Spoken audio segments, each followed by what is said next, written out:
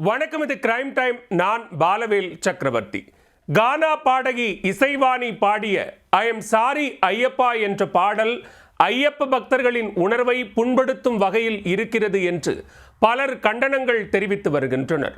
மர்ம நபர்கள் பலரும் தனக்கு கொலை மிரட்டல் விடுப்பதாக இசைவாணி சென்னை காவல் ஆணையர் அலுவலகத்தில் புகார் அளித்துள்ளார். சர்ச்சை பாடலின் பின்னணி என்ன? 2019 ஆண்டு கானா பாடகி இசைவாணி பாடிய இந்த பாடல்தான் தற்போது ஐயப்ப பக்தர்கள் மத்தியில் பெரும் சர்ச்சையை ஏற்படுத்தியுள்ளது. பலரும் தனக்கு செல்போனில் தொடர்பு கொண்டு கொலை மிரட்டல் விடுப்பதாக கூறி சென்னை காவல் ஆணையர் அலுவலகத்தில் புகார் அளித்துள்ளார். ஐயப்பன் குறித்த சர்ச்சை பாடலின் பின்னணி என்ன?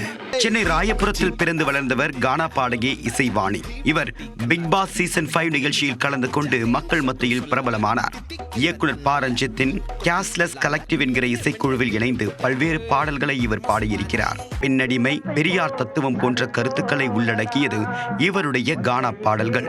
தொடர்ந்து கானா பாடல்கள் பாடி வந்தாலும் பிக் பாஸ் நிகழ்ச்சியில் பங்கேற்றதன் மூலமாகவே இவர் பிரபலமடைந்தார்.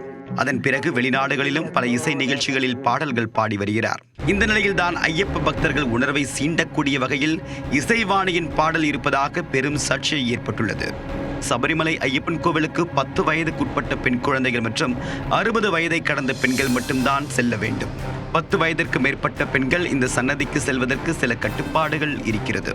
ஆனால் பெண்கள் இளம் வயதில் வந்தால் என்ன தப்பு என்று கேட்கக்கூடிய வகையில் இவருடைய பாடல் வரிகள் அமைந்திருந்தது. அதாவது, ஐ எம் சாரி ஐயப்பா, நான் உள்ளே வந்தால் என்னப்பா, பயங்காட்டி அடக்கி வைக்க பழைய காலம் இல்லப்பா, நான் தாடிக்காரன் பேத்தி, இப்ப காலம் மாறி போச்சு, நீ தள்ளி வச்சா தீட்டா, நான் முன்னேறுவேன் மாசா என்று பாடலை பாடியிருக்கிறார். ஒவ்வொரு ஆண்டும் ப. ரஞ்சித்தின் நீலம் கலாச்சார மையம் சார்பில் நடத்தப்பட்டு வரக்கூடிய மார்கழியில் மக்கள் இசை என்கிற இசை நிகழ்ச்சியில்தான் இசைவாணி இப்பாடலை பாடியிருந்தார். கடந்த 2019 ஆண்டு அவர் இந்த பாடலை பாடியிருக்கக்கூடிய நிலையில் பல்வேறு மேடைகளில் இந்த பாடலை அவர் தொடர்ந்து பாடி வந்துள்ளார். ஒவ்வொரு ஆண்டும் கார்த்திகை மாதம் பிறந்தாலே அவருடைய இந்த பாடலுக்கு கண்டனங்களும் வலுக்க ஆரம்பிக்கின்றன.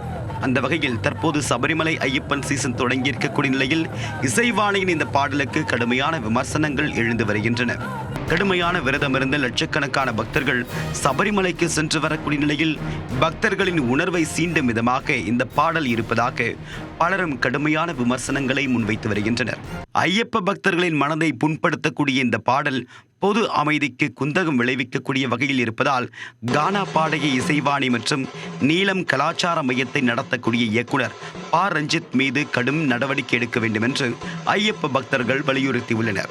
நிலையில் இசைவாணி மர்ம நபர்கள் தனக்கு செல்போன் மூலமாக கொலை மிரட்டல் விடுப்பதாக சென்னை காவல் ஆணையர் அலுவலகத்தில் புகார் அளித்துள்ளார்.